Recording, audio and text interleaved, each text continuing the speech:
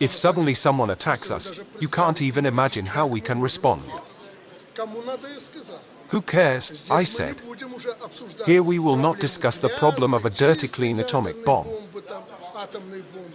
This is no longer discussed.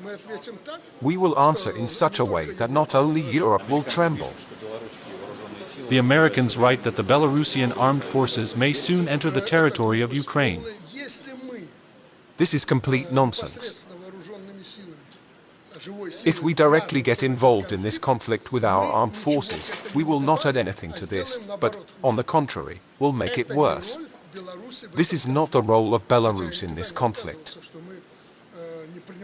Although I have never refused that we are taking part in a special military operation, in many directions. But we do not get involved, we do not kill anyone, we do not introduce manpower there, because there is no need for this. Our armed forces, well, as many as we can use at once, 35 to 40,000, they will not solve the problem. This is not the trend today. We need to negotiate and talk about peace. It is necessary to expose Ukraine and the Poles and Americans behind it in the form in which they should be shown to the whole world. They don't want any peace talks. The Americans have only one danger, a nuclear conflict, because they will already be hot. President Putin's condition is what worries the West today. What do you think? What is the probability that he will use nuclear weapons in Ukraine? Most importantly, do not drive your interlocutor and even your opponent into a corner. Therefore, there is no need to cross those lines, as the Russians say, red lines. You can't cross them. As for nuclear weapons, any weapon is created for something. There are weapons, it is clear that they are created for use. Russia has made its position clear. God forbid, there will be an attack on the territory of the Russian Federation, in which case Russia can, if necessary, use all types of weapons.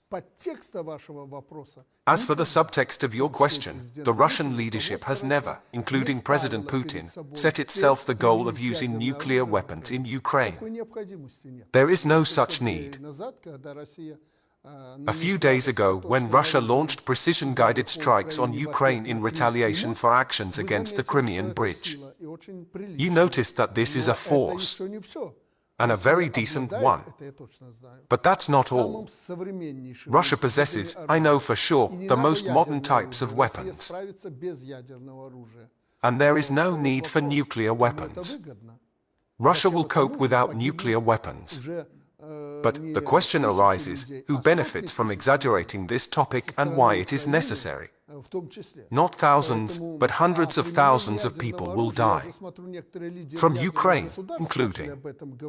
Some leaders of nuclear states have already begun to speak on the topic of nuclear weapons. In my opinion, in the UK, more than once Macron began to cling to this topic. In no case can you even talk about this topic.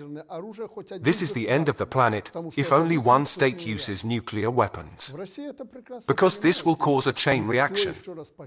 In Russia, I emphasize this very well, and no one, I emphasize once again, I know this for sure, no one raises the question in this way and does not set as their goal the use of nuclear weapons.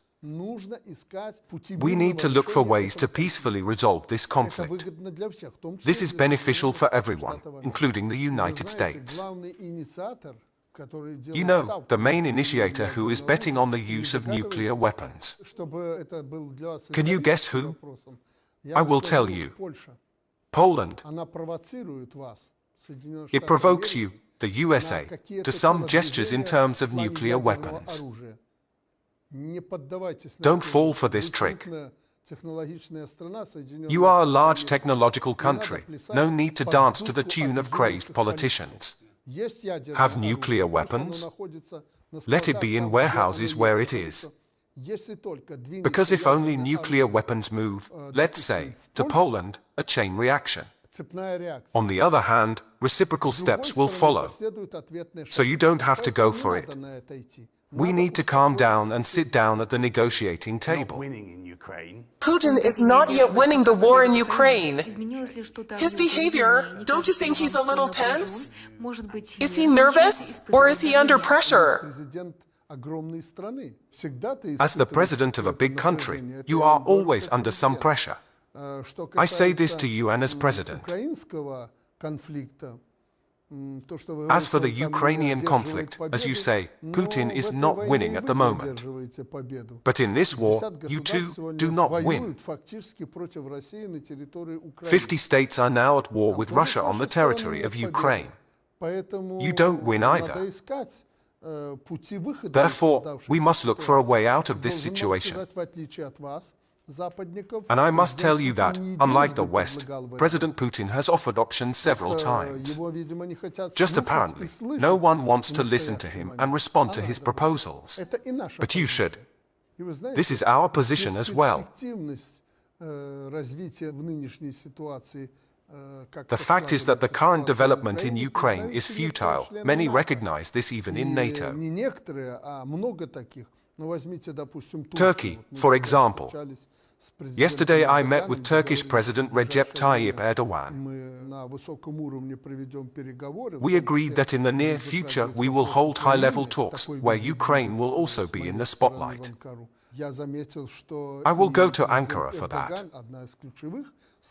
I noticed that President Erdogan, the head of state of one of the most important countries in NATO, is not happy with what is happening in Ukraine.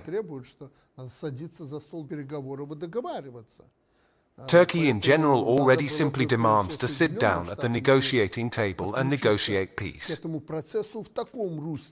The United States should be primarily involved in this process instead of continuing to supply Ukraine with more and more sophisticated weapons.